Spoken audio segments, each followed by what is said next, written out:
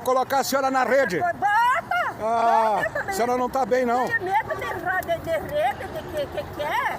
Fala, seus mal diagramados! Desde a vitória de Lula sobre o Jair em 2022, setores da sociedade, da comunidade internacional criaram grandes expectativas com o retorno do petista à presidência do Brasil. Paulo Guedes, por exemplo, jurou que a vitória do Naime faria o nosso país virar a Argentina em 6 meses e a Venezuela em no máximo 1 ano. Já outros profetas da Faria Lima, com seus coletinhos patéticos, cravaram que o PIB cairia, o dólar chegaria em R$7 e o descontrole nos gastos levaria o país à bancarrota. Realidade. Não chegamos a virar a Suécia, é verdade, mas estamos no caminho de pelo menos colocar a cabecinha para fora do atoleiro que Temer e Bolsonaro nos enfiaram nos últimos 6 anos. No cenário internacional, então, a diferença é gritante. Enquanto o excrementíssimo comparecia às reuniões multilaterais internacionais para pagar de humildão comendo pizza na calçada, ficando isolado no bandejão e espalhando teorias conspiratórias, Lula tem costurado um amplo leque de parcerias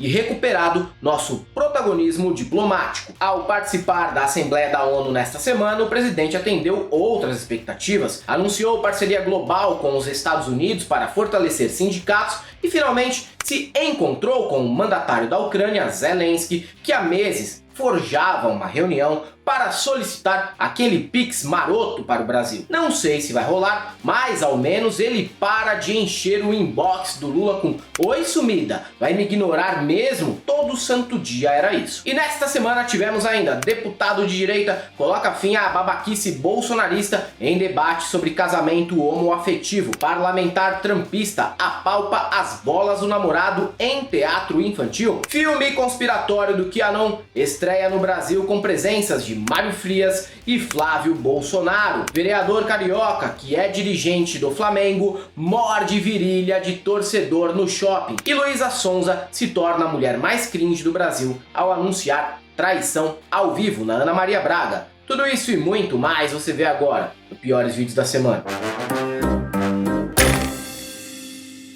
Salve, salve galãs e galoas! A impressão que eu tinha do Brasil no cenário internacional durante a gestão Bolsonaro é que nós estávamos mais desvalorizados que aqueles artistas escalados para tocar no palco Brasil do Rock in Rio só porque ainda preservam alguma amizade com o Roberto Medina. Mas essa realidade mudou e voltamos a ser headliners do Festival Mundial, mesmo que para isso tivemos que passar pela humilhação de abrir para o Coldplay em Paris. Nesta semana, durante a Assembleia Geral da ONU, Lula mostrou o diferencial em relação ao mito. Enquanto um destilava mentiras de zap e só sabia se envolver com a própria comitiva nos piores programas possíveis para se fazer em Nova York, lembra da pizza, né? Comendo pizza ali. Lula aplicava agenda propositiva para o meio ambiente e relações trabalhistas, lançando em parceria com o Sleeping Joe Biden um projeto em prol do trabalho digno e dos sindicatos. Primeiro, eu tenho a felicidade de compartilhar com o presidente Biden essa parceria pelo direito dos trabalhadores. Não há democracia sem sindicato forte, porque o sindicato é efetivamente quem fala pelo trabalhador para tentar defender os seus direitos. Mas claro que, apesar do saldo positivo, os patriotários saudosos do Jair que moram ilegalmente nos Estados Unidos não gostaram do discurso, mesmo antes dele ter sido realizado, e resolveram protestar contra Lula. Tá certo que foi uma manifestação que teve um quórum pífio e patético. 5 senhoras desocupadas, histéricas e aditivadas à base de muitos antipsicóticos chamaram Lula de cachaceiro, pinguço e ladrão no meio da rua.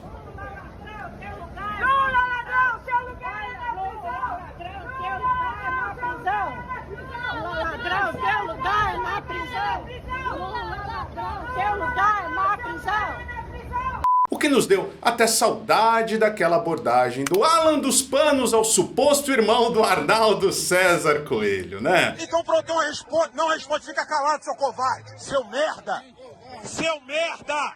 Até para passar vergonha de forma interessante, é necessário certo profissionalismo. E essas Karens são desprovidas, inclusive, da pegada correta para criar conteúdo cringe com potencial para se eternizar em nosso acervo. Se me perguntarem se gostei do discurso do Lula, não tenho dúvidas em responder que sim. Inclusive, Gosto até mais do Lula em turnê internacional do que nos eventos internos, nos quais ele precisa ser comedido e fazer aquela média com os velho acaju e adiposos do Centrão. Mas devo admitir que essa participação do presidente na Assembleia Geral da ONU preocupou. Não porque ele tenha cometido alguma gafe, longe disso. Teve coragem de criticar o embargo a Cuba e o neoliberalismo na frente do Biden, o que não é pouco. Mas o problema é que esse discurso, misteriosamente, agradou jornalistas que não costumam estar ao nosso lado. E se elas curtiram, das duas uma. Ou são dissimuladas que notaram o enfraquecimento do bolsonarismo e querem realizar reposicionamento de marca, ou exatamente isso que acabei de falar. A primeira a admitir a grandeza do discurso foi Vera Magalhães, que agora considera Lula um grande player e enxadrista, apesar da resistência em usar aquela camisa preta que o Andreasa adora. Acho que não tem meias palavras aí para descrever. Discurso altivo, discurso que realmente tocou nos pontos importantes a se tratar num fórum como esse, a Assembleia Geral da ONU, portanto temas que são de interesse global realmente, interesse universal, e não falar de temas ou que são ligados a negacionismo ou que são agendas ideológicas que não interessam ao resto do mundo, ou temas ligados ao umbigo do governante, como se tratou nos últimos anos no governo Bolsonaro. Eliane Cantanhede, que chegou a admirar Bolsonaro por alguns segundos ao pensar que a tradução simultânea fosse a voz do mito em inglês na ONU no ano passado, também elogiou o atual presidente, que em breve vai até poder requisitar carteirinha de integrante honorário da massa cheirosa. O elogio mais inesperado, porém, partiu de Janaína Pascoal, na CNN, que reconheceu que vai ser difícil vencer Lula em 2026. Se essa surtada convicta finalmente saiu de Nárnia, é sinal de que o Barba continua a ser o mais habilidoso Kraken da conciliação. Ele é muito habilidoso na comunicação, ele dá nó em pingo d'água. Pegou uma carta de intenção e falou muito bem. Ele leu uns trechos, mas a maior parte ele não leu. Isso é uma habilidade incrível. Então não dá para dizer que um homem desse não saiba comunicar. Ao contrário, ele conseguiu transformar em ações concretas, na palavra, aquilo que eles não fizeram. Mas como ele fala muito bem, ele é muito bom nessa... Acho que não tem na política nacional quem fale melhor que ele. Mas nem tudo foram flores na visita do Lula aos Estados Unidos. Apesar de até a mídia hegemônica elogiar o discurso do presidente, teve portal que não gostou nem um pouco do posicionamento dele, especialmente em relação à Ucrânia. O mais incomodado com isso foi o Metrópolis, que enviou uma espécie de Léo Dias da política para cobrir o evento. Esse jornalista foi a Nova York para produzir conteúdo que criasse polêmicas entre Zelensky e Lula, né? Entre essas matérias, destaca-se uma em que anônimos ucranianos são entrevistados na Praça da Sé para saber, afinal, qual a valorosa opinião desses especialistas em geopolítica a respeito do presidente brasileiro. The Brazilian government, when they make those statements, they should think about their own people and their own children. How would they feel if Russia came to their land, started deporting their children, killing their people, mass murdering, and then some other country on the other end of the globe would say that both countries are responsible, both countries should be held accountable. We don't understand these comments of Brazil. I think that the whole world should be united against this. I suppose every person should accept that helping Ukraine, it's not just helping Ukraine, it's helping the democracy world to survive. Durante o discurso do Lula, foi esse intrépido correspondente, o incumbido para mostrar a reação do Danilo Gentili do leste europeu, que foi um dos poucos a não aplaudir o petista após a fala. Uma informação que, como você sabe, é de suma importância. Dizem que o Lula nem sequer dormiu naquele dia ao descobrir que o Zé do Pix preferiu ficar jogando Candy Crush enquanto ele discursava. Quando ele foi anunciado, o Zelensky não aplaudiu. Então, a partir dali, eu fiquei curiosa a postura do presidente ucraniano. E realmente, toda vez que o presidente Lula era interrompido por aplausos, várias delegações de vários países aplaudiram o presidente. O Zelensky não se mexia. Em um momento, ele chegou a mexer no celular enquanto o presidente falava. Mas no fim das contas, todas essas tentativas de picuinha não serviram pra nada, já que finalmente Lula topou encontrar o humorista e mandatário da Ucrânia. A reunião foi apenas protocolar, o que é uma falha do nosso presida, né? Diante da atuação recente das Forças Armadas em prol de um golpe de Estado, ele deveria ser mais amigável com a Ucrânia e colocar à disposição todo o efetivo do Exército, Marinha e Aeronáutica brasileiro para combater na guerra. Errou por não reconhecer a oportunidade de resolver dois problemas de uma vez só. Quando a pauta de costumes é levada para ser discutida no Congresso, o embate se dá geralmente entre bolsonaristas de um lado e a esquerda de outro. Mesmo aqueles parlamentares da direita que não são necessariamente muito chegados no mito ou na bancada evangélica costumam se acovardar e ficar isentos nessas discussões, apesar de muitos deles jurarem que são liberais. Mas isso teve uma leve mudança durante a sessão de Comissão de Previdência e Família na Câmara dos Deputados, que discutia a proibição de casamento civil entre pessoas do mesmo sexo. A sessão virou uma baixaria quando o pastor Sargento Isidório do Avante da Bahia se referiu a Érica Hilton do PSOL de São Paulo no pronome masculino e defendeu que casamentos só deveriam ser celebrados entre homens e mulheres. Homem nasce como homem com binga, portanto, com pinto, com pênis. Mulher nasce com sua cocota, sua tcheca, portanto, sua vagina. Mesmo com o direito à fantasia, homem, mesmo cortando a binga, não vai ser mulher. Mulher, tapando a cocota, se for possível, não será homem. Presidente, eu gostaria que Vossa Excelência também considerasse que as pessoas ficam emocionadas pelo absurdo. Senhor presidente, senhor presidente. Não, presidente, tá vendo? Fica insultando o presidente toda hora. Toda hora, presidente. É questão de ordem. A Bíblia não é um absurdo, meu amigo. A Bíblia não é um absurdo, meu amigo. Por favor. Não são a Bíblia não é um absurdo, meu amigo. A Bíblia é a palavra de Deus. Por favor. É a palavra de Deus, meu amigo. Ironicamente, esse discurso parte de um sujeito que acumula o combo chorumoso de ser pastor e policial e pior, que diz ser ex-gay, mas admite que prefere não ficar em ambientes com muitos homens para evitar a tentação. Tô ligado, tiozão. Conte-me mais sobre isso. Diante dessa pataquada, restou a Marques Beltrão, do PP de Alagoas, pedir a palavra para frear esse debate grotesco e lembrar que, apesar de ser de direita, católico, hétero e pai de 3 filhos, a Constituição protege a igualdade entre todos. Finalizou evidenciando a hipocrisia daqueles que rugem como leões contra o casamento entre pessoas do mesmo sexo, mas que miam como gatinhos entre 4 paredes. Foda que o cara diz que é de direita, mas chama Marques, é vermelho e do partido progressista. Sei não, pra mim, estamos diante, claramente, de um infiltrado. Custo acreditar que esta comissão está debatendo aqui o que já foi discutido e debatido e no Supremo Tribunal Federal há 12 anos atrás decidido.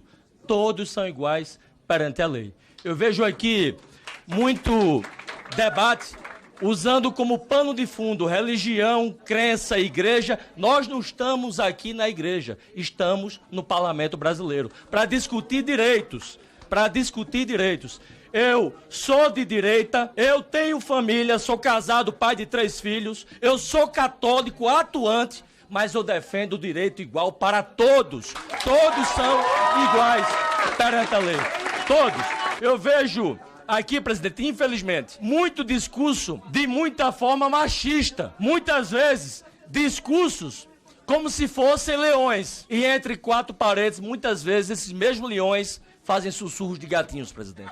A hipocrisia reina da extrema-direita. Isso não é exclusividade do Brasil. Nos Estados Unidos, essa conduta também é repetida à exaustão. Recentemente, soubemos que o congressista republicano Jorge Santos, tão adepto do discurso contra a ideologia de gênero, enquanto ainda morava no Brasil, era drag queen e conhecido pelo codinome Kitara Ravache. Já a deputada trumpista Lauren Boebert, que publicamente é defensora dos valores familiares, foi flagrada fazendo saliências durante a exibição de Beetlejuice, peça de teatro focada no público infanto-juvenil em Denver, Colorado. Tô preocupado. Fala, Matias. Eu também fiz sapecagens. Você também fez isso? No Cine Cairo ainda. Aquele que o Helder frequentava? Sim, tava passando uns porno lá. Ah, mas tudo bem, é pra fazer mesmo. Nas imagens captadas por câmeras de segurança em Denver, Colorado, o namorado da deputada faz test drive na buzina, enquanto ela dá aquela acariciada na costura do jeans. Com as trocas explícitas de carinho em público, populares pediram para que o casal se retirasse. A história repercutiu negativamente nos Estados Unidos e Lauren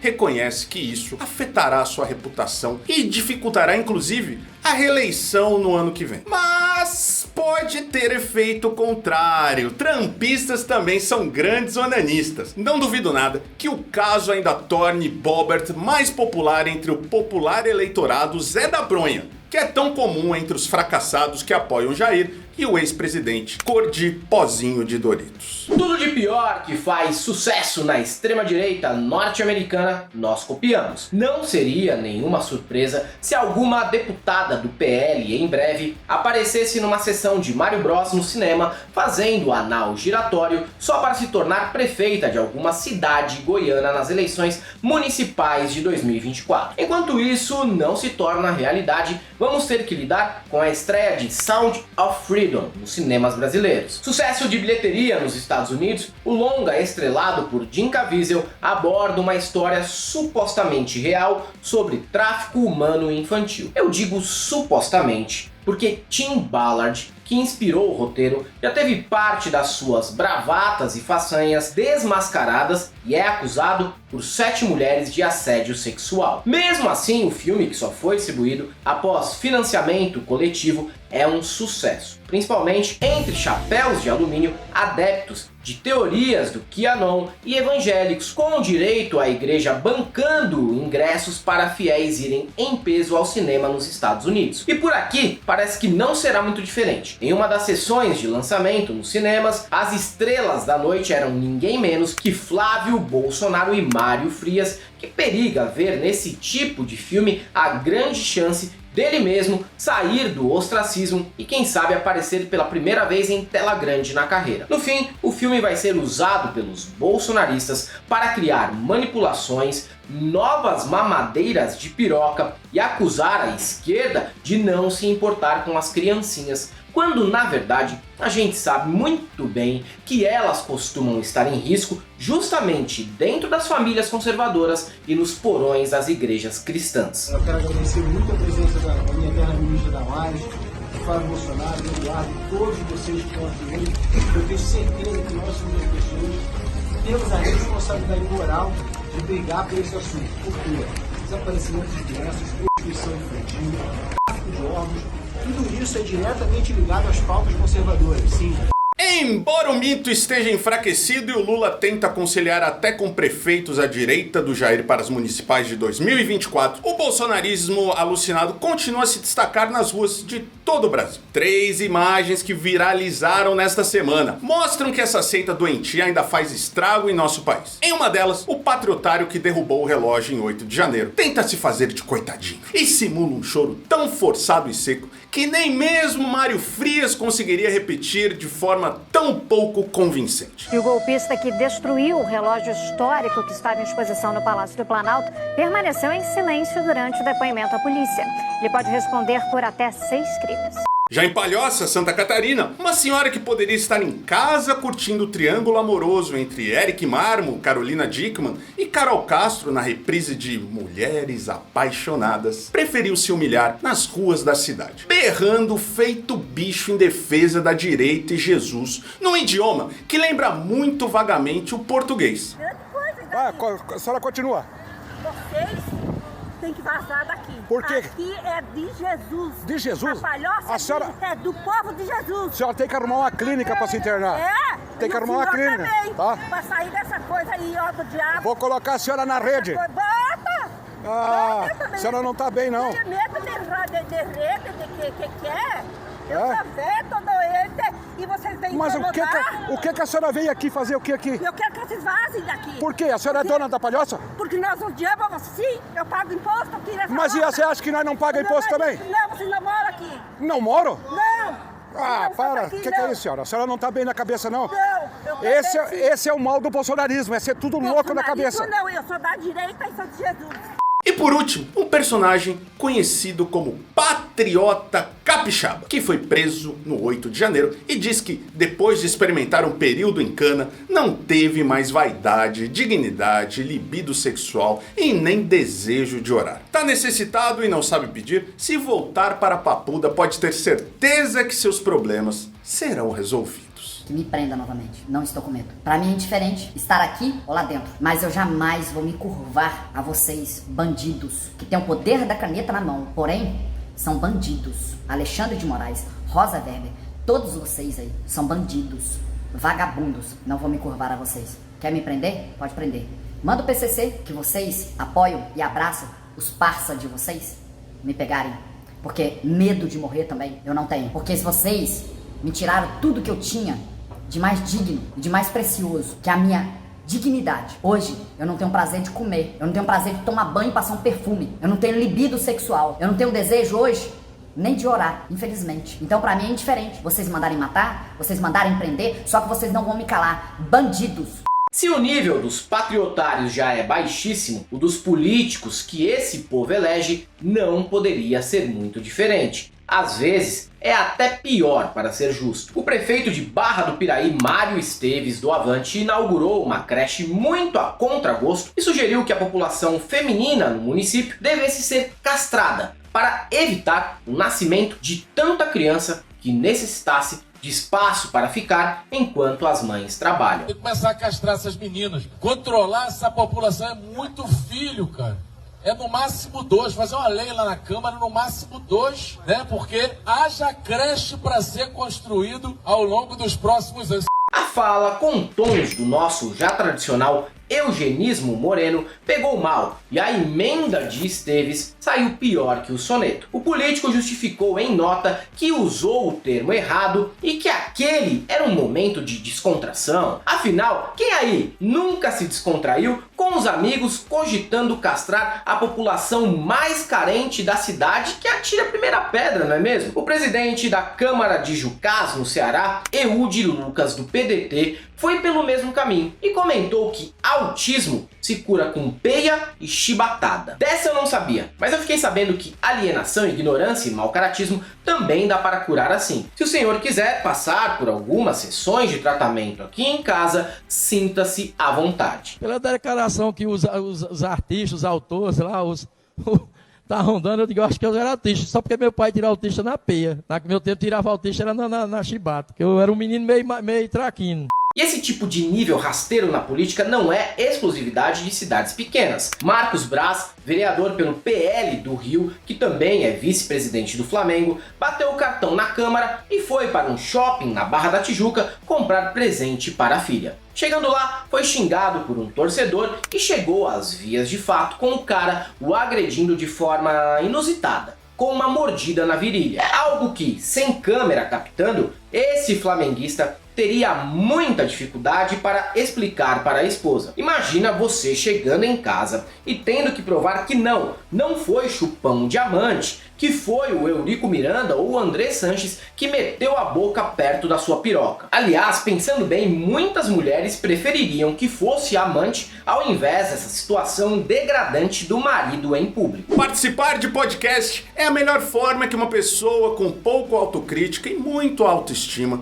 encontra para se queimar publicamente, né? Talvez por isso a gente não participe tanto, né? É que a gente não é convidado mesmo. Na semana passada, quem passou por esse processo foi o suposto jornalista Rica Perrone, ao inventar que havia jogado um lanche na cara de um entregador que não quis subir até o seu apartamento. Apesar da história ter alta probabilidade de ser fanfic, o Chapisco veio e outrora brabão repórter de boné pra trás desativou as redes para não ser mais criticado. Thiago Leifert foi pelo mesmo caminho e criou uma história pouco crível de que quando estudava na PUC no fim dos anos 90, teria sofrido perseguição de um professor, quando esse descobriu que o pai dele trabalhava na Globo. No relato, o sapatênis humano alega que foi chamado de fascistinha e playboy, e por isso largou o curso para ir a uma feira de joias com a namorada nos Estados Unidos, seja lá qual sentido isso faz. Suspeito que não seja verdade, porque dificilmente alguém seria chamado de fascistinha pelo professor em 98, só por ter um pai diretor da Globo. Fora que é impossível um professor da PUC se incomodar com playboy em sala de aula naquela época, já que era um período da história brasileira em que a maioria era tudo playboy que frequentava a universidade particular mesmo, né? Quando descobriram que meu pai trabalhava na Globo, minha vida na PUC acabou.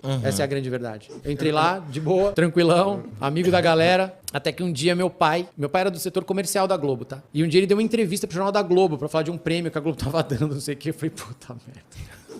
Tomara que ninguém tenha visto isso, senão eu tô ferrado. Dia seguinte, um desgraçado tinha assistido o Jornal da Globo e falou: teu pai trabalha na Globo? Falei, pois é. Acabou, velho, acabou. Que lá se espalhou como um vírus e tinha um professor específico, não sei nem se ele tá lá, mas foi o grande motivo de eu ter desistido, assim, da faculdade. Ele falava assim no meio da aula: porque tem playboyzinho aqui? Nossa, assim, na minha cara, juro por Deus. Que tem playboyzinho aqui que veio comprar diploma, né? Papai trabalha na grande mídia, tá resolvido já, veio aqui comprar diploma. Porque tem fascistinha aqui, assim, nesse nível, na aula. Gente. Na minha cara. E aí, a minha namorada, na época, ela foi pros Estados Unidos. A família dela se mudou. Ela já tinha morado lá e a família dela se mudou pra lá. E eu fui pra Orlando numa feira de joia. E ela tava em Miami, a Carol. Aí eu fui visitá-los. Você foi trabalhar? Fui trabalhar. E ela falou: vem na minha faculdade, vem pra você ver. Bicho, quando eu vi, falei, meu Deus do céu, o que eu tô fazendo com a minha vida, cara? O governo Lula tem pendências sérias para resolver nas próximas semanas. Ao mesmo tempo em que celebramos a participação dele na Assembleia da ONU, em paralelo, temos debates urgentes sendo feitos, como o piso da enfermagem, reforma tributária, privatização dos presídios e outros assuntos que a esquerda precisa ficar atenta e pressionar. Mas mesmo assim, é um governo normal, do tipo que não ameaça a população com golpe de Estado diariamente, o que proporciona ao povo a possibilidade de nos alienar com pautas que nos últimos 4 anos ganhavam menos evidências do que agora, como foi, por exemplo, a participação de Luísa Sonza no programa de Ana Maria Braga para anunciar que o namoro dela e Chico Moedas havia chegado ao fim. Eu não sei vocês, mas não me parece muito adequado chorar pelo fim de um namoro numa mesa com uma cuca mal diagramada no centro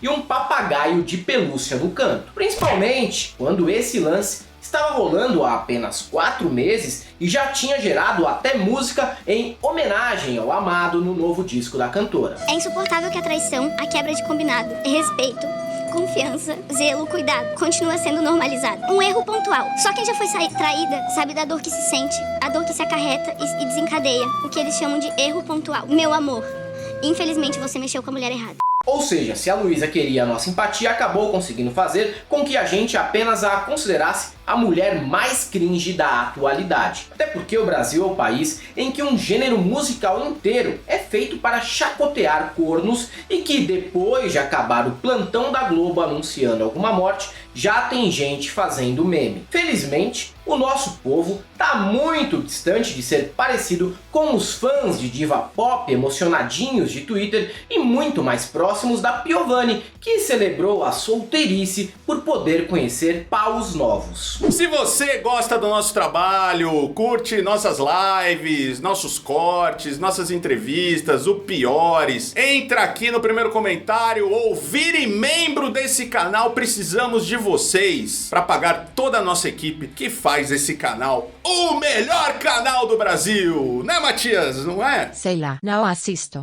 Você não assiste, tá bom.